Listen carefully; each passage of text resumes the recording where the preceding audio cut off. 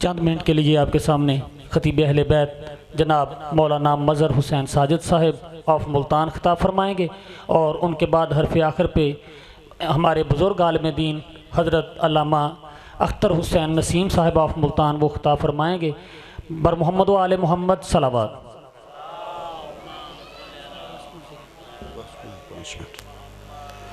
बाबा से बुलंद सलावत।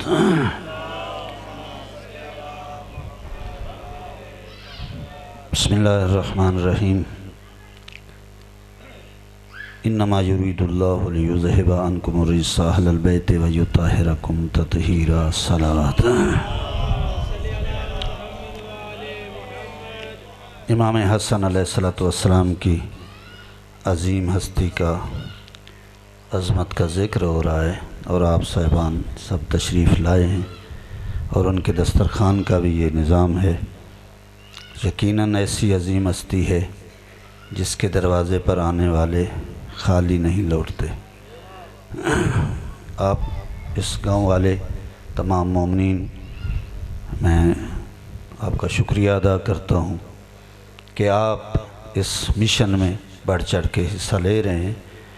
लेकिन एक इल्तमास भी करता हूँ कि मजलिस और दस्तरख़ान जब हम बिछाते हैं या मजलिस अज़ा होती है या इमाम हुसैन या अइम्मा तहरीन के नाम से कोई भी प्रोग्राम हम करते हैं तो हर आने वाले का इस्तकबाल हमें उसकी शान के मुताबिक करना चाहिए। हम अपने अज़ीज़ किसी की खुशी करते हैं ना, तो उसके लिए अपने मेहमानों के इस्तकबाल के लिए दरवाज़े पे खड़े होते हैं। क्यों?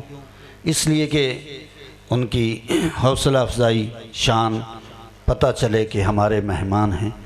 तो ये दस्तरख़ान इमाम हसन है या मजलिस अज़ा हो, तो कोशिश करना है कि उसके लिए भी खंदा पेशानी से हर आने वाले मेहमान का इस्तकबाल करें कि वो जो आपकी खुशी में शामिल हुआ है वो आपका मेहमान है, जो इस खुशी में शामिल हुआ है वो फ़कत आपका मेहमान नहीं है, या इमाम हसन का मेहमान है या इमाम हुसैन का मेहमान है। कोशिश करें कि खलूस दिल से पेश करें। इमाम के पास शख्स आया, कहा कि मौला मेरे पास औलाद नहीं है।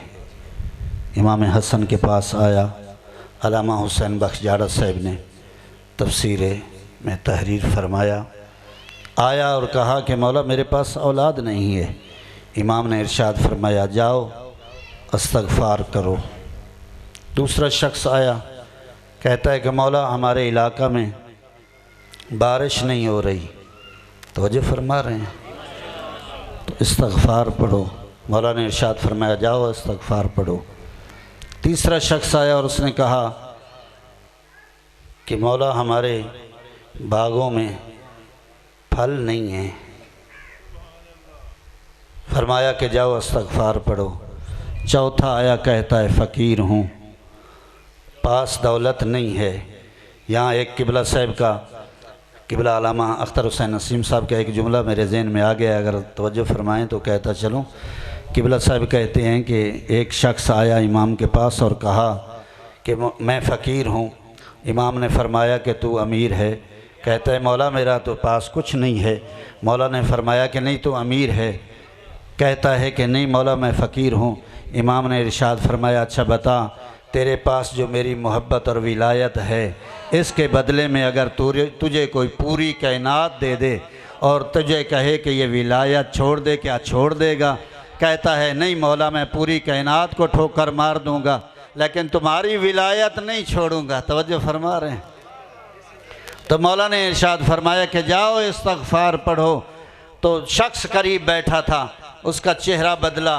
कहता है कि मौला एक ही चीज़ बता रहे हो। मौला ने फरमाया तूने सूरह नूह नहीं पढ़ी, उसकी 12वीं आयत नहीं पढ़ी। कहता है मौला पढ़ी है। मौला ने फरमाया पढ़ी है, समझी नहीं। चूँकि वारिसाने कुरान से लेगा तो समझ आएगा कि कुरान क्या कहता है।